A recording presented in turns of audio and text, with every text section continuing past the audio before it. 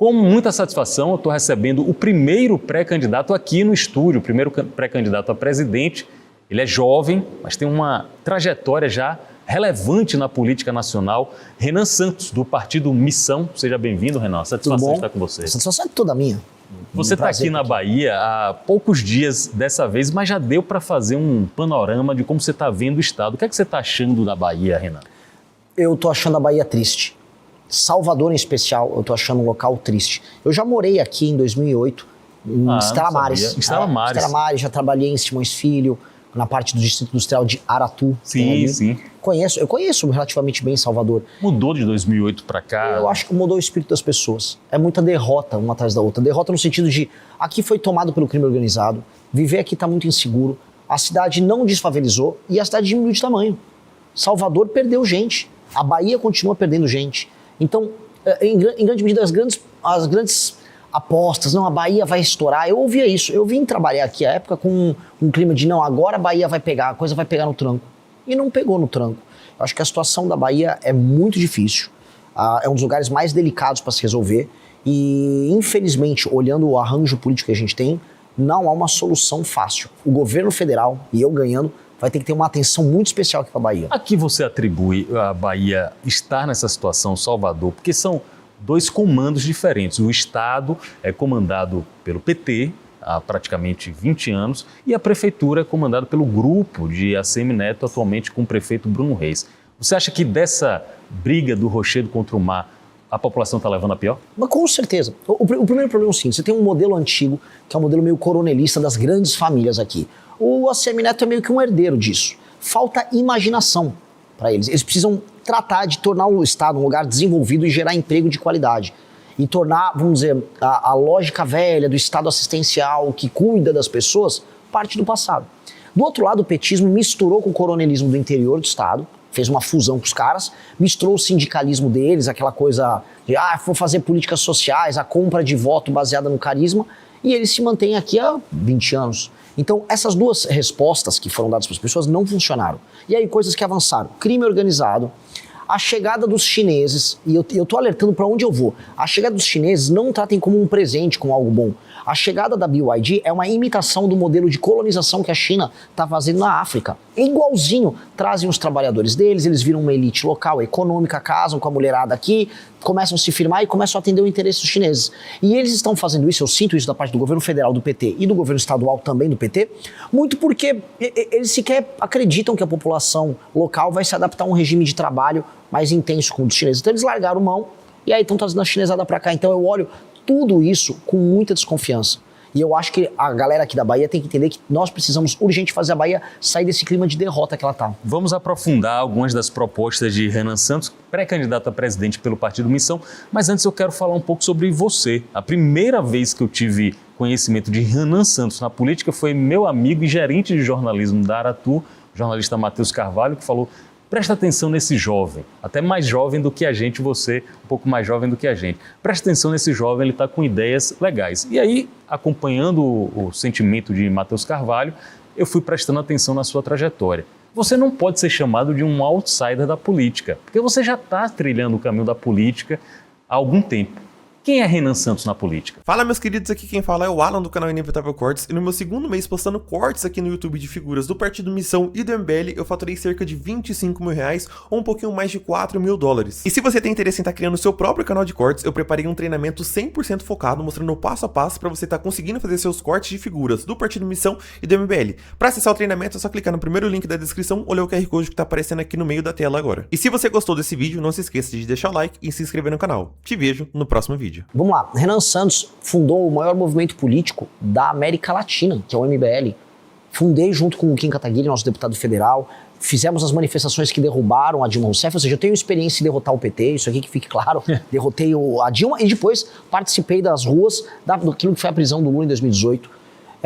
Não me rendi ao puxa-saquismo Bolsonaro como boa parte da direita brasileira fez, porque todo mundo começou a puxar saco do Bolsonaro para tirar uma lasquinha do Bolsonaro, da popularidade dele. Só que o Bolsonaro errava, especialmente o filho Flávio, e ninguém apontava os erros. Hoje estamos com o Lula, se a gente não crescer nas pesquisas, praticamente reeleito, porque se ele for pro segundo turno com o Flávio, tá barbada. E por que tá barbada? Porque o Flávio comete todos aqueles erros, e eu tô chamando de erro aqui, bem entre aspas, porque a gente sabe muito bem o que o Flávio estava fazendo. Eu vou prestar atenção maior nisso. O que é que Flávio Bolsonaro foi fazer encontrando com o Daniel Vorcaro no momento em que ele já estava com tornozeleira eletrônica? Troca de favores. O Daniel Vorcaro, ele comprou toda a política no Brasil e parte do judiciário. E quando você compra, você recebe algo em troca. Ele não está só distribuindo dinheiro. Ele mandou dinheiro pro Guido Mantega para ser consultor dele, justamente porque o Guido Mantega ofereceu o quê? Contato com o Lula.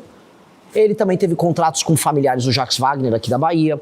Ele teve contratos que são dos mais diversos com o ministro Lewandowski. Ele teve contrato com outros ministros do STF, o Alexandre de Moraes, acho que é o exemplo mais claro. E ele tinha um contrato porque ele buscava ter algo em troca. Contato, proteção, inserção no governo. Com o Flávio Bolsonaro ele também teve um contrato. Repare, é um contrato multimilionário do tamanho do contrato do Alexandre de Moraes. E ele não vai querer nada em troca? O que o Flávio ofereceu em troca? Muitas pessoas dizem que foi aquela MP que foi emitida em 2022, durante o governo do pai do Flávio, do Jair, que aumentou o crédito cesta, que aumentou os créditos consignados, que manteve o Banco Master vivo dali em diante. Então, é bom ficar de olho, porque quando descobrirem, a casa do Flávio vai cair. Já tá caindo, mas vai cair. E não é muito interessante que a gente tá aqui na Bahia e a casa do Flávio tá caindo por conta de Trancoso, que aparentemente ele veio aqui para Trancoso tratar de assuntos Dizem que tem vídeos, né? Sim. Até agora não saiu nada. Vídeos bem complicados. E também, por conta, não vamos nos esquecer, do crédito cesta, que aumentou o crédito aqui e começou aqui na Bahia. Tá com o Renan Santos aqui, pré-candidato pelo Partido Missão, visitando a Bahia e tentando preencher uma lacuna que é o que os especialistas apontam do seu teto de votos de pesquisa, né? O teto de avaliação de pesquisa, é justamente o desconhecimento. Sim. Como é que você... aliás, é um problema entre os candidatos, é um problema que dá para sanar em 5, 4 meses. Outros problemas de outros candidatos não dão para ser sanados em 4 meses. Exatamente. Como é a sua estratégia para ser mais conhecido? Trabalhar muito mais de todo mundo. Eu sou uma máquina de trabalhar. Eu tô rodando o Brasil de carro, de avião, do jeito que der, a pé, se precisar, vou a cavalo, vou nadando, eu vou em todos os veículos de imprensa que eu puder, vou conversar com todo mundo, vou ser atacado, vou responder sempre com educação, não lacro pra cima de jornalista, mas trago a minha versão dos fatos, minha visão do que eu tenho pro Brasil, e com base nisso a gente vai criando um padrão. E qual é o padrão? Onde eu sou conhecido, eu viro voto. Por exemplo, onde eu sou mais conhecido entre os mais jovens. Onde eu estou entre os mais jovens na pesquisa, em primeiro. Então, se eu fico conhecido, eu vou para primeiro. Então, começando a me conhecer mais no público de 25 a 35 agora. Ou seja, não tão jovem. Era 18 a 24. Do 16 a 24 eu estou em primeiro. No de 25 a 35, eu já estou com 12%. Eu tinha 2% ali. Então, conforme vou me conhecendo, eu vou subindo. E depois de 35 a 45, também vou subir. É uma questão de tempo. As pessoas estão me vendo na TV, estão me vendo nas rádios, estão me vendo na internet. E aos poucos eu vou apresentando as propostas. Essa subida tem algumas reações do chamado establishment. Por exemplo, eu vi recentemente, acho que na Folha de São Paulo, colocando Renan Santos como se fosse um representante da tecnocracia do Vale do Silício, da extrema-direita, e citando inclusive o manifesto que vocês têm dentro do Partido Missão, como se fosse uma peça disso. É uma reação do status quo? Putz, assim, ó, toda vez que um jornalista te chama de fascista às vésperas de uma eleição, você ganha a eleição. É o clássico, né? Chamaram o Trump de fascista, o Milei de fascista, o Bolsonaro de fascista. O que aconteceu? Todos ganharam. Agora chegou a minha vez de ser chamado de fascista. Foi uma matéria muito mal feita da jornalista. Eu fiquei até com dó da jornalista. Eu mandei uma mensagem pra ela, não brigando, explicando, ó, se eu quisesse pegar a sua matéria e te desconstruir publicamente, eu faria, porque a matéria é muito mal escrita, não entendeu do que está sendo dito. Mas eu não vou fazer isso. Mas dica, faça um jornalismo melhor. Porque ali era só uma matéria de ataque de uma pessoa que começa a ficar desesperada porque percebe que a gente tem viabilidade. O que eu vou falar? É um misto de dó, mas também de felicidade, porque aparentemente vai dar certo o nosso projeto. 42 anos de idade, pré-candidato à presidência, fundador do MBL e também do recém-criado Partido Missão. Renan Santos é nosso convidado aqui no Linha de Frente. Vamos pensar na possibilidade de você ser presidente da República e como organizar ou reorganizar o nosso país. Algumas questões estão estampadas aí na sociedade. Por exemplo, endividamento. O Desenrola, promovido pelo governo do Brasil, ajuda a diminuir o endividamento? Muito pelo contrário. O Desenrola fracassou, tanto que eles vão fazer o Desenrola 2.0. Ora, se você cria um programa de tirar a dívida das pessoas, e logo em seguida as pessoas se endividam novamente e você precisa fazer outro programa, Apenas quer dizer que o programa ele gera um estímulo para quê? Para que a pessoa crie dívidas e não pague. E aí a pessoa que está sendo um bom pagador, não tem nada de bom para ela, só está pagando os juros mais altos do mundo. Porque quando você mistura o spread bancário, que é o gasto que o banco tem e o que ele te cobra, com os juros, pô, aqui no Brasil é uma tortura. Você mostra para os gringos e fala, não, é impossível, vocês estão mentindo. Quando você mostra o cheque especial que existe no Brasil, gringo nenhum acredita. Eles acham que é piada, eles acham que estão de brincadeira. Então, naturalmente, o desenrola não funcionou e o Lula só está fazendo isso para comprar voto em período eleitoral. Como a gente resolve esse problema de vez? Não é com o desenrola, que é mentira, é enganação. 2, é você tendo um sistema de cobrança claro. Então, se a pessoa tem uma dívida num banco, ela tem que saber qual é a dívida dela, quanto ela vai pagar de juros. Quando ela assina aquele contrato, muitas pessoas no Brasil fazem, vamos dizer, de maneira impulsiva. Você não pode permitir que a pessoa faça essa medida de maneira impulsiva, que ela pode perder tudo. Vou dar algum exemplo. Até crédito consignado no Brasil tem juros que não fazem sentido, porque o crédito consignado, a garantia dele é um valor, por exemplo, uma aposentadoria, que é líquido e certa. O juros tinha que ser baixinho. O crédito sexta estava cobrando 6% ao mês. É roubo, só que as pessoas fazem porque elas não têm matemática financeira, elas não aprendem. Ou é isso, ou é o agiota, ou é o exato. cigano. Se bem que assim, né, o agiota está até mais barato, dependendo do caso. Né? O que nós precisamos fazer? O Brasil precisa desesperadamente fazer uma reforma fiscal que diminua as despesas, para que aí a trajetória da dívida com o PIB, essa curva ela diminua, a gente saiba que o Brasil tem a condição de pagar suas contas, e a gente abaixa os juros. Abaixando os juros, contrair dívida para o Brasil não vai ficar tão caro. Aí o brasileiro consegue pagar as dívidas que ele contraiu. Isso nós precisamos fazer desesperadamente. Quando se fala em ajuste de contas no Brasil, muito dos progressistas dizem já estão falando em acabar ou reduzir o alcance dos programas sociais como o Bolsa Família. Você enxerga que o Bolsa Família também tem que passar por esse tipo de readaptação? Sim, com certeza. Então, eu tô aqui na Bahia, o estado que mais tem gente no Bolsa Família. Tô olhando para a câmera.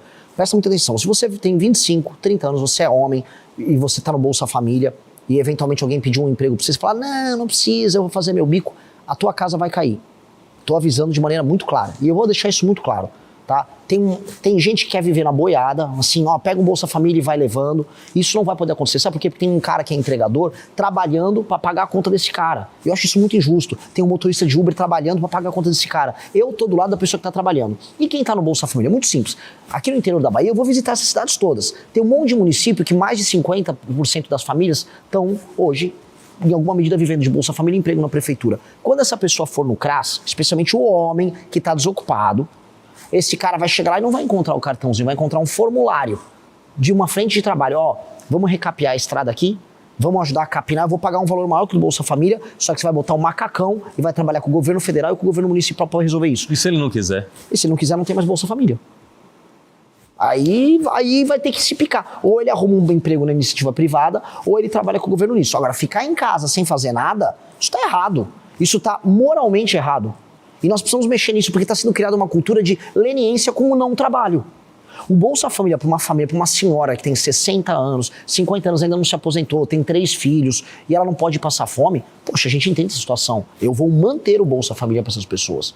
Agora, para a pessoa, marmanjo, que pode trabalhar, mas quer fazer a seguinte conta: eu faço um bico aqui, recebo um Bolsa Família ali, falo com o prefeito da cidade, trabalha numa campanha, ganha um empreguinho na prefeitura por um ano, essa casa vai cair. Dica, eu não vou deixar isso acontecer. E você fala de maneira muito transparente, né? Não é estelionato eleitoral. Você está dizendo o que é que você vai fazer, exato, por mais que tenha resistência de parte do público. Mas não tem que ser assim. O político tem que ser assim. Se eu vou pegar um político tradicional e ficar, não, veja só, eu tô aqui para cuidar do povo. Não tem dinheiro para ficar pagando todas essas coisas. É muito programa social um atrás do outro.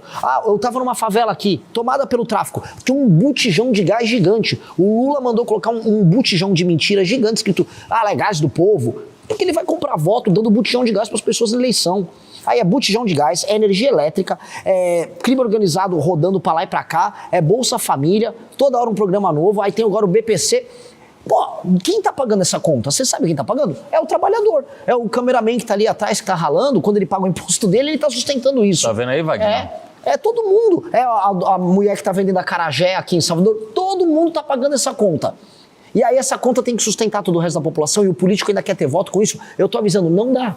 Bora falar de crime organizado. Conversando aqui com o Renan Santos, do Partido Missão.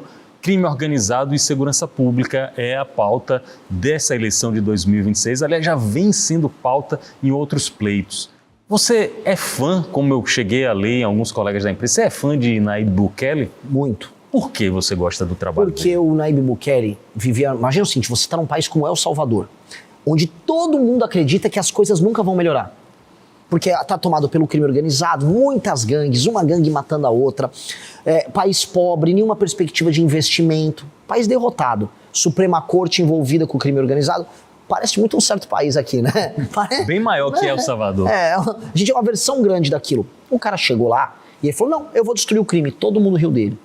Não, eu vou destruir o crime, todo mundo riu dele. Aí ele começou a destruir o crime, as pessoas ficaram, olha. Aí depois as pessoas, não, ele virou fascista. No fim, todo mundo hoje anda na rua, você pode pegar o seu celular em El Salvador e no meio da principal praça da avenida da cidade andar, ninguém vai roubar teu celular. As favelas, as comunidades foram todas, vamos dizer, libertas do crime e agora ele está reurbanizando as favelas. Ou seja, ele está fazendo o que um homem fez um dia num país chamado Singapura. Ele chama Lee Kuan Yew. O Lee Kuan Yew pegou a Singapura, um lugar que era uma favela pura, tinha esgoto a céu aberto, todo mundo era pobre. Ele transformou hoje Singapura num país em que as pessoas são mais ricas que os americanos.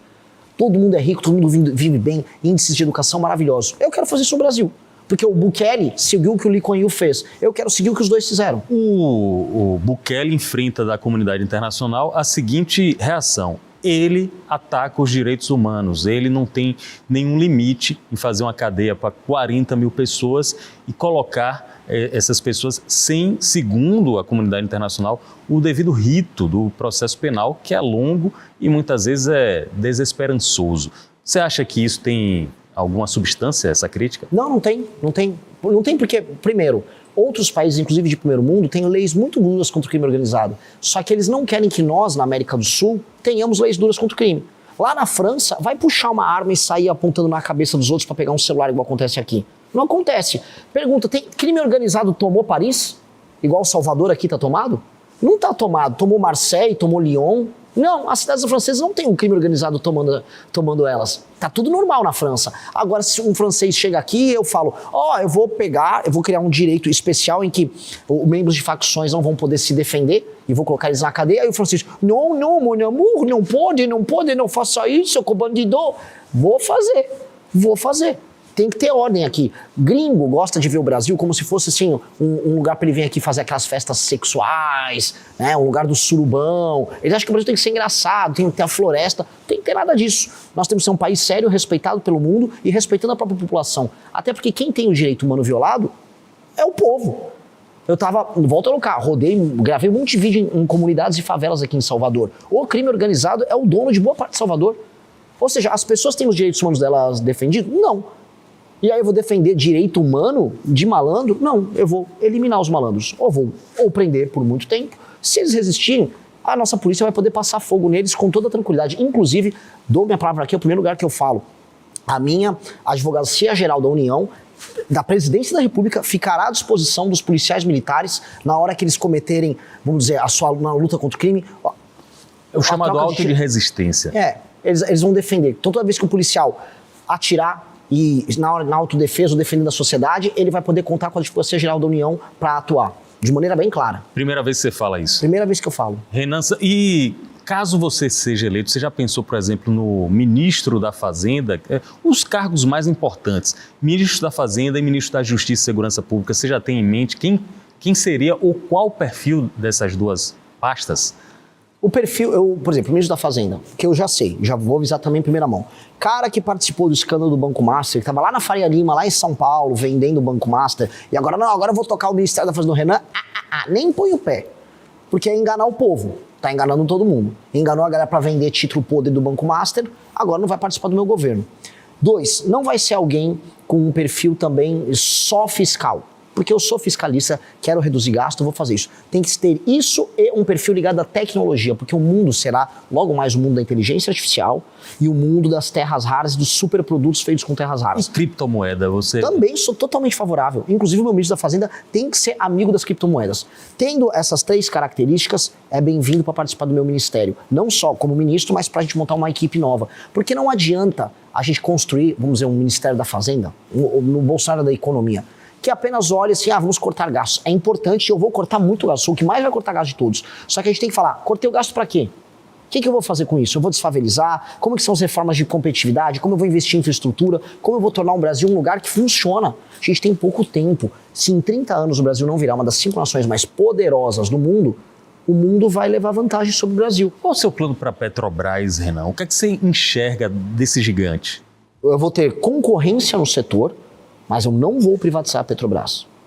Eu vou ter concorrência no setor de refino, eu vou ter concorrência também maior na distribuição, evitar fraudes e malandragens como anda acontecendo, tem operações policiais acontecendo nisso. Só que no mundo em que os recursos naturais estão sendo alvo de guerras, terras raras é só o começo disso. Petróleo também é. Basta ver que a guerra que está rolando agora, tanto na Ucrânia quanto no Irã, gera aumento no preço dos combustíveis e o Trump utiliza isso como pressão inflacionária na China.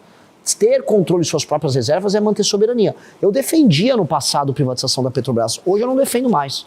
Eu acho que nós não devemos privatizar a Petrobras, até porque vender a Petrobras significa o quê? Entregar ela na mão ou de uma estatal da Arábia Saudita, a Aramco, ou de uma estatal chinesa, ou seja, vai sair do Estado brasileiro e vai para o Estado saudita, para o Estado chinês. Renan não faz Santos sentido. Está conosco aqui no Linha de Frente, conversando sobre as propostas dele, que é pré-candidato à presidência da República. Muitas dessas propostas, algumas, podem ser tomadas por decreto presidencial, mas a maioria tem que ser por PEC, por projeto de lei. Tem que haver uma negociação com o Congresso e o Partido Missão, recém-criado há poucos meses, ainda não tem estrutura para eleger uma maioria confortável de parlamentares. Como é que será sua negociação com o Congresso Nacional? De maneira clara, eu topo compor com todo mundo que quiser de boa fé participar do meu governo.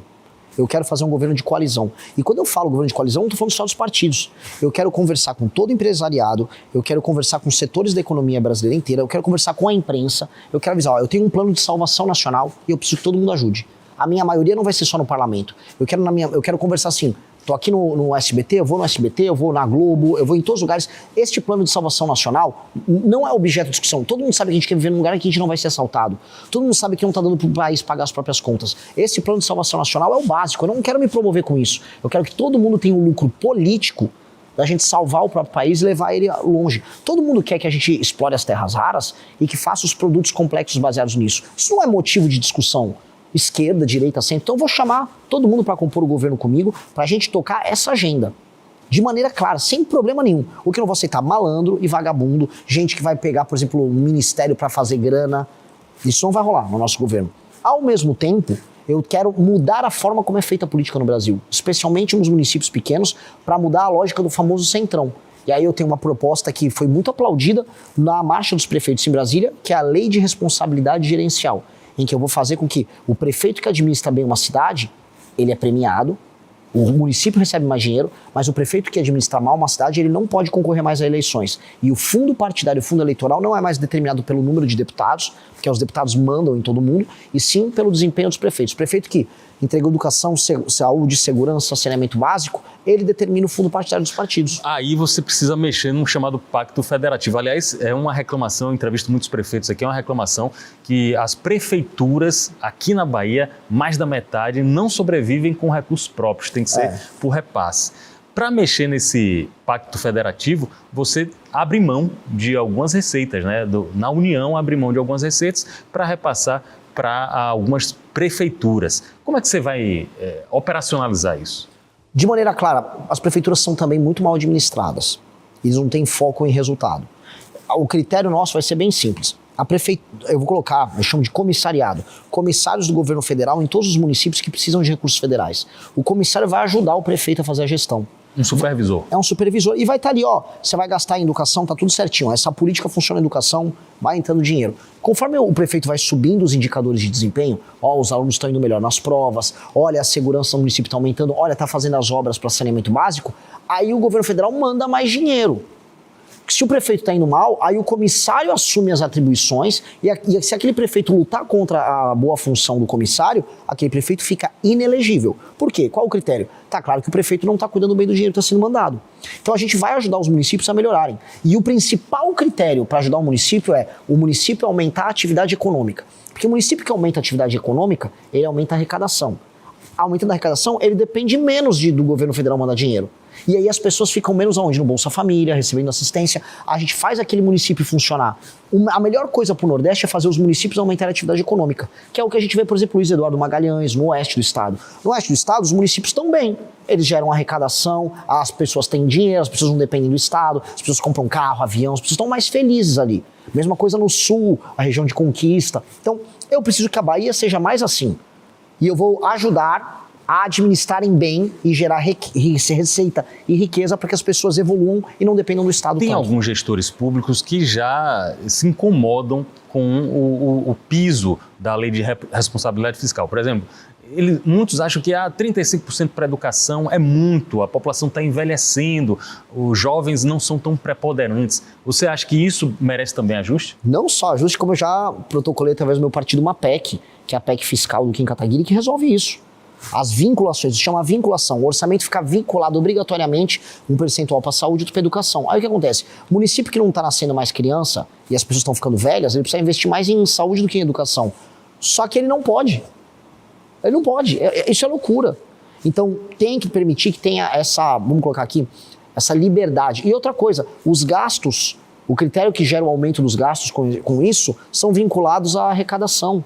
E não pode ser assim, porque você prende, vamos dizer, o município no que ele gastou e você vai travando sempre para cima, ferrando o orçamento dos municípios. Eu vou dar muita liberdade com essa desvinculação dos prefeitos. Bora falar de isonomia e autonomia entre os poderes, porque a população leiga, Renan, você sabe melhor do que eu, fica assustada com alguns embates executivo, legislativo, judiciário e também com o protagonismo que o judiciário, que o STF tem nos últimos anos aqui no país. Basta dizer que é difícil encontrar alguém que escale os 11 da seleção brasileira, mas todo mundo sabe escalar os 10 atualmente do STF. Isso incomoda você e como é que você pensa em ter uma isonomia no executivo, já que eu conversei aqui com um especialista, um deputado que foi por 8 mandatos deputado federal, ele falou o seguinte: Bolsonaro terceirizou o executivo para o legislativo, para o Congresso, e Lula terceirizou o executivo para o judiciário, pediu apoio ao judiciário.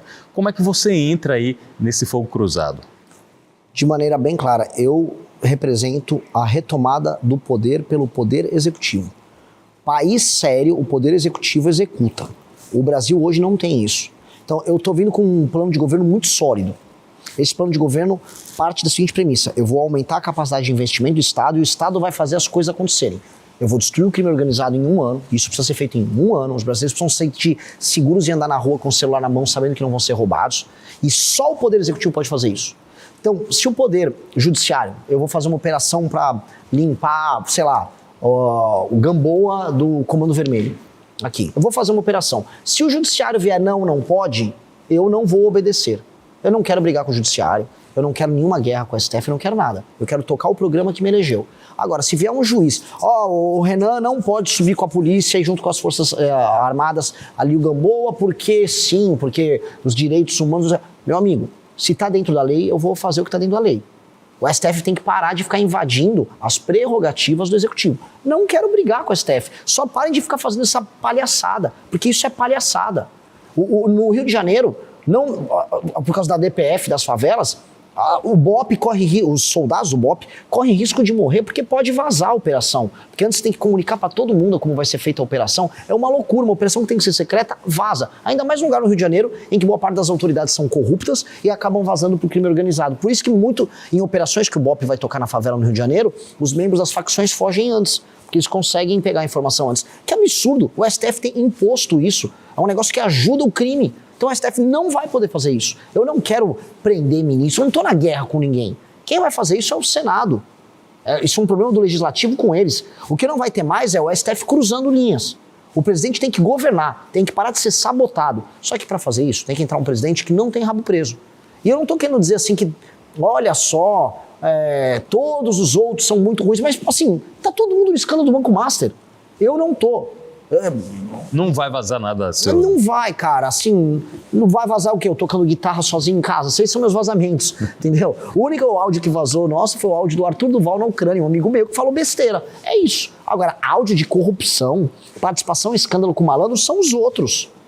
Aqui a gente está conversando com o Renan Santos e me vem à mente, quando você fala das obras do governo federal, das necessidades, me vem à mente obras aqui da Bahia que são tocadas em grande parte com recursos do governo federal. O VLT, você conheceu a obra do VLT, está já em fase de implantação, e a Ponte Salvador-Itaparica, feita inclusive com recursos e com contratações de chineses. Sim. Você levaria essa obra à frente caso assumisse? Eu acho muito... O PT é muito engraçado. O PT, ele quer as leis trabalhistas mais difíceis do mundo, ele quer ferrar a forma da gente trabalhar, ele quer sempre assim, tem que ter o máximo possível de legislação ambiental para atrapalhar a construção. Aí ele inviabiliza completamente a possibilidade de trabalhadores brasileiros e empresas brasileiras entregarem uma obra. Aí o que ele faz? Chama um chinês que não precisa seguir uma dessas regras para tocar a obra. O PT é muito filha da mãe. Eu acho isso de uma cara de pau. Deu problema também no Ministério Público do Trabalho, né? Lógico, mas quem empodera também o Ministério Público do Trabalho para parar qualquer obra? O próprio PT. O PT é o inimigo de construção de qualquer coisa. Aí quando tá num estado governado por eles, falam, nossa, acho que a gente precisa, né, tocar as coisas, mas não tá dando certo. Então eles chamam um chinês. Eu acho isso de uma cara de pau. Olha só, sendo bem sincero, se entregar obra, eu não tenho problema em entregar obra com uma empreiteira de qualquer país, que me interessa entregar obra de um preço barato e bem feito. Não tenho problema. Agora, eu tenho certeza que os trabalhadores brasileiros, com as mudanças nas regras que nós vamos criar, que isso se chama agenda de competitividade, o trabalhador brasileiro consegue entregar obra, porque a gente entregava obra em tempo recorde. Nos anos 60 e 70, a gente fez a maior hidrelétrica do mundo, a gente fez rodovias gigantescas, a gente fez obras colossais. Por quê? Por causa da competência dos militares, por causa do contexto geopolítico internacional da época, por que aconteceu naquela época? Isto, capacidade de investimento, o Estado brasileiro investia, então a gente fez boa parte do nosso capital fixo naquela época, e porque não havia essa monte de legislação e sabotagem. Hoje você está fazendo uma obra, vem o Ministério Público que quer parar a sua obra. Vem uma ONG falar que um quilombola morava no terreno que você está fazendo a obra. E não estou exagerando. Tem agora um negócio de reserva indígena querendo brecar uma obra lá em Mato Grosso, da Ferrogrão, um negócio absurdo. 140 quilômetros daqui tem uma reserva indígena e o índio pode ouvir o barulho do trem e pode ficar louco. O que é isso? Isso é sabotagem. Tudo financiado por ONG gringa. Base de Alcântara, lá no Maranhão, onde a gente pode, um dos melhores lugares do mundo para mandar foguete, tinha que ter contato com a SpaceX, com a Blue Origin, para ter o nosso programa espacial rodando lá. Botaram quilombolas. Toma banho. Quilombola, do lado de uma base espacial. O cara nem tinha quilombo ali. Você vai ter Ministério do Meio Ambiente? Não precisa de Ministério do Meio Ambiente. Eu sou um ferrenho defensor de meio ambiente. Ferrenho defensor do meio. Agora, nós podemos ter uma secretaria muito bem feita, fazendo com que a gente fiscalize os nossos biomas e salve os nossos biomas. E mais, onde estão as grandes violações ao meio ambiente no Brasil? Todo mundo fala, é na Amazônia? Não, é nas cidades. A poluição acontece nas cidades. A destruição dos lençóis freáticos, destruição de microbiomas, biomas acontece onde? Nas cidades. E vê se estão fazendo alguma coisa. As cidades se favelizam, invadem áreas de manancial, destroem a natureza. O Rio de Janeiro é inteiro Mata Atlântica sendo destruída pela favelização. Ninguém está falando nada da violação ao meio ambiente que acontece nas cidades. Só que aí fala, não, porque a Amazônia. Sabe por quê? Porque é gringo botando dinheiro aqui, sabotando o funcionamento do agro brasileiro, porque eles concorrem com o agro brasileiro. Por fim, eu quero saber sobre palanque na Bahia. É uma dúvida que todo mundo tem. O Partido Missão, recém-fundado, tem alguns egressos do MBL, do Movimento Brasil Livre, mas ainda não surgiu, pelo menos de público, Renan Santos dizendo eu apoio esse candidato a governador, esse candidato a senador. O que é que você está montando nesse aspecto, Renan? Eu espero fazer anúncios aqui até o final da minha viagem, que permitam a gente montar o time para o Senado e para o governo. A gente está conversando internamente. O que é que você busca? Eu busco vencer as eleições em todos os lugares que eu participar. E eu não posso ser pouco ambicioso. Todos os lugares que eu lancei pré-candidato ao governo, rapidamente eles aparecem com 2, 3, 4, 5%. André Luiz, o Maranhão, foi anunciado pré-candidato ao governo do Maranhão há 2 meses atrás. Já aparece com 3% em algumas pesquisas no Maranhão. Isso já passa a definir o resultado da briga dos outros candidatos. Isso permite que eu eleja deputados pelo Maranhão. Mesma coisa vai acontecer aqui na Bahia. Até porque, infelizmente, como a gente, voltando para o começo da nossa entrevista, as duas forças principais aqui do estado não estão respondendo os problemas do povo soteropolitano e do povo baiano. Aqui precisa de um choque de capitalismo e aqui precisa de um choque de força para destruir o crime. E ninguém está falando disso nos termos que são cedidos. Bahia está destruída. Destruída. A Bahia ficou para trás em tudo. A Bahia virou um exemplo de lugar que não funciona. A Bahia está triste. Não adianta ficar botando um monte de cara lá do Olodum, de uma galera dançando, fingindo que está feliz. A Bahia está triste, a Bahia está derrotada. A gente precisa mudar esse clima. Renan Santos, Partido Missão, pré-candidato à presidência da República, nosso convidado aqui no Linha de Frente. Eu queria que você mandasse um recado para essa Bahia que você enxergou como triste depois de voltar 18 anos, né? 18 anos que você veio para aqui trabalhar e voltou, encontrou o que você chamou de Bahia triste. Qual é o recado que você manda para a Bahia? Meu recado para todos vocês, de maneira clara: sonhem com uma Bahia que funcione, sonhem com uma Bahia que é passível de ser vivida, uma Bahia que você pode não ser roubado, que você pode viver numa casa e comprar uma casa que não será um barraco numa favela, porque uma Bahia em que você pode trabalhar e produzir, que você não vai precisar migrar para outros estados para buscar a sua felicidade. Hoje, o sonho do baiano é ir embora da Bahia. Essa é a real. O povo de Salvador vai embora de Salvador para morar em outras cidades. Eu quero que vocês sejam felizes aqui, comendo a comida aqui, que é uma delícia, vivendo o clima que é uma delícia, um lugar que tem grande parte da boa literatura brasileira, boa parte da boa música brasileira, da boa poesia brasileira. A Bahia é sensacional. Só que não adianta ela ser sensacional em termos culturais e ela ser pobre e violenta em todo o resto. Então, bem viver na Bahia é possível, só que tem que ser possível com trabalho e com ordem. E eu estou deixando esse recado. Eu, como presidente, vou focar nisso.